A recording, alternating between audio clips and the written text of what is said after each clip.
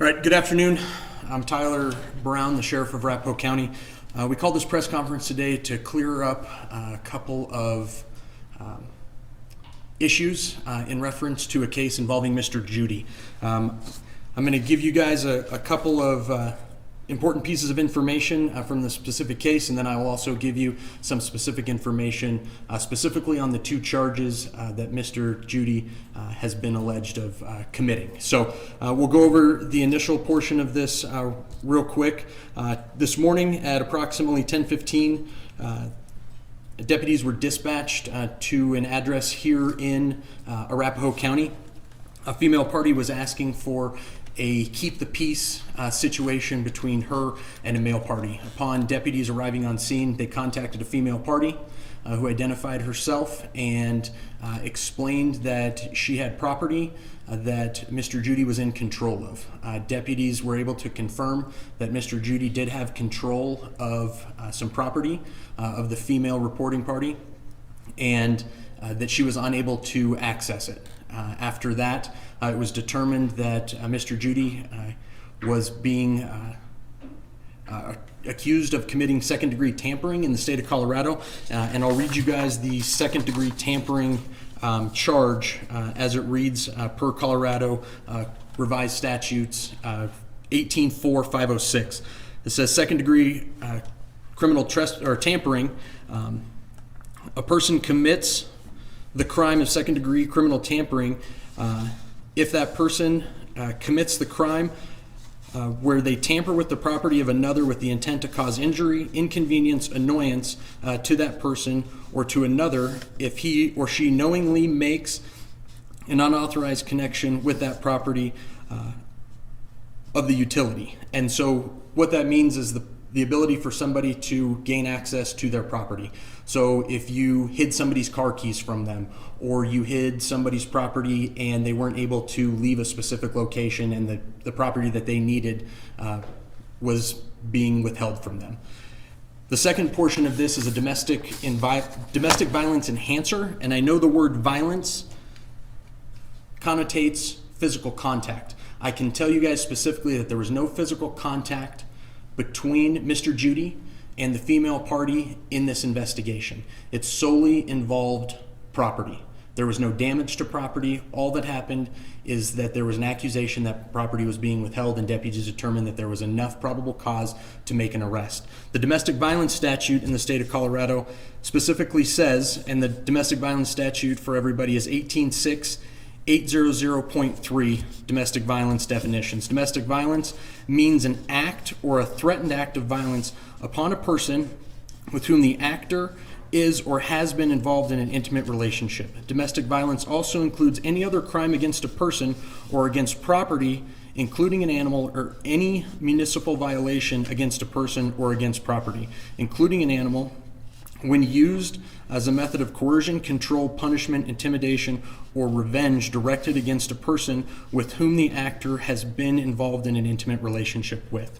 Intimate relationship is defined in Colorado Revised Statute as a relationship between a spouse, former spouse, past or present unmarried couples, or a person with whom the parent or the parents of a common child, regardless of whether that person has been married or has lived together at any time. Mr. Jeudy does have a child with the female victim in this case, and that is why the domestic violence statute was added. And that's why we're holding this press conference today, is to clear a couple of those questions up. There was, again, no physical contact between Mr. Jeudy and the female party in this specific case.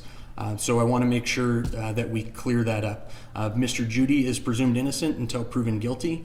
He does have a hold at the Arapahoe County Detention Facility today, and he will be seen tomorrow in county court at approximately 8:30 tomorrow morning. We do not have the specifics on which division that case will be heard in, but that is how that initially goes. If you are accused of domestic violence, you have to be booked into our facility by a certain time of the day, and when this case was completed and the probable cause statement was completed, it was past that deadline.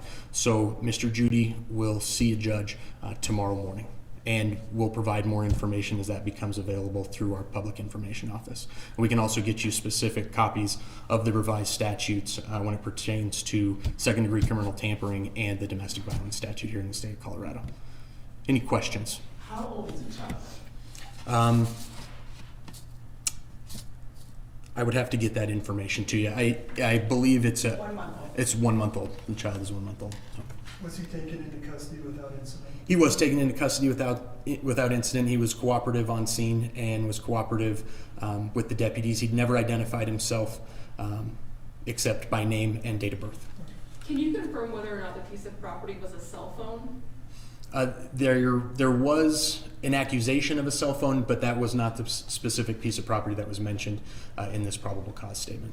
Are you going to be releasing the probable cause statement? Once it's reviewed by the judge, you'll be able to get a copy of that tomorrow with the court clerk. When and how did you guys contact the Broncos, if at all, the organization? So we contacted them once their PC was in place and Mr. Jeudy was being booked into the county facility just to advise them. Is that a normal sequence of events to hold the probable cause until the judge looks at it? Or, because it seems like typically we would have that once it's filed. Once it's filed with the court, I don't know where it is through that process, but as soon as that is made available, we handle the initial statement and then it gets forwarded over to the court and it actually becomes their statement at this point. So. But you don't have any police reports that we could take a look at? They're finalizing those reports right now, and as they become available, we can make those available. Had your office been to that residence before? I don't know. I don't have criminal history on that specific residence, and so I don't know exactly what the call history is at that location. Can you talk about why they called for the keep the peace? In the initial statement that I have right now, it just said that the female party was trying to leave the residence and return to another location, and they wanted their property back. And so it was somebody involved in the situation called us to have us come and keep the peace with the situation. Could you explain the no bond hold and why that was implemented in this case? So domestic violence cases in the state of Colorado, you have to see a judge before you're released on any sort of bond. And so that domestic violence clause actually has that in there. And so that way the victims have the right to be notified and be heard by the court. And that at minimum takes an entire day. And so that's why there's the no bond hold. All domestic violence cases that have this associated with them have that specific hold until they make their first appearance. Can you talk about where he will be held in the jail? Is it just general population or? Yeah, depending on how quick the processing goes. The Arapahoe County Detention Facility processes anywhere from 30 to 75 individuals a day. And so depending on how many people are in the booking area right now, depends on how quickly that process happens. So as soon as he's taken all the way through the booking process, he will be classified and then put into the general population. Other questions? You mentioned location. Is it a home where this took place? Is it a house, apartment? I believe it's a single-family dwelling. Do you know if there are any other charges related to domestic violence for either parties? For either parties, no, there was nothing else. Those are the two charges on this probable cause statement. Was the child there? I believe the child was present, yes. Is it possible that any charges could be brought forth against the woman? It's possible as the investigation moves forward, but at this point there was nothing that indicated that there was anything to arrest her on probable cause for. Investigations take a period of time, and there's always new information that comes out while we investigate these situations. Could you talk about the potential penalties associated with criminal tampering? It'll be listed, but it's a second degree misdemeanor. So I think it's a fine, and there could be, if found guilty, a small jail sentence. But we can get that information to you. Ginger or John can get that information to you. Protection order. There will be a protection order put in place. There's a temporary protection order that is put in that excludes the people from being able to communicate with each other.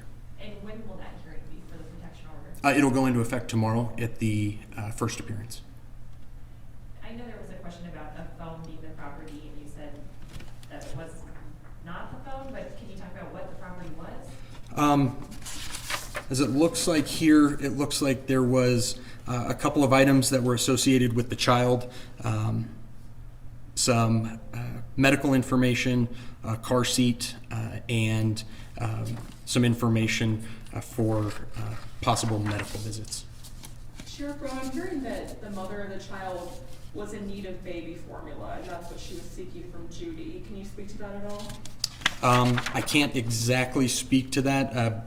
Just looking at it real quick, it just states that there was her wallet, a car seat. I didn't see anything in here directly talking about formula. But you said nothing was damaged. Nothing was damaged. Okay. Yep. That would introduce a new criminal charge. Yep. Is this common? A common? You make arrests for this often? Yeah. Is this how severe of a charge is this? When it comes to the severity of charge, this is a very low-level misdemeanor, but we take all cases of domestic violence very seriously. It's important to make sure that victims' voices are heard in these specific situations, and that's what we're doing right now, making sure that voices of the victims are heard. I won't say it's a common thing, but there's a lot of domestic situations that occur between people who are in ongoing intimate relationships that we deal with on a regular basis. This is not something new. We're hearing that Jeudy possibly locked the woman's wallet inside of a car. Could you speak to that? I think that was one of the things I mentioned, that she didn't have access to her wallet, some other paperwork associated with the child in a car seat. Looking at this. Yeah, I don't know exactly. I think they were locked in a vehicle, but again, that was all determined, and Mr. Jeudy was cooperative during that portion of the investigation. Can you talk about if she did use how she got a hold of deputies? It sounds like maybe a neighbor got involved. I believe she walked to the next door neighbor's house and used their phone to contact us. I don't know if it came in on our non-emergency line or if it came in on a 911 call.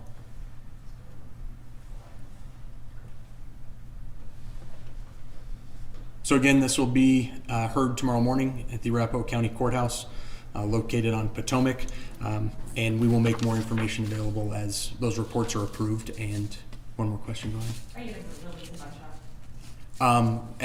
He's being processed right now.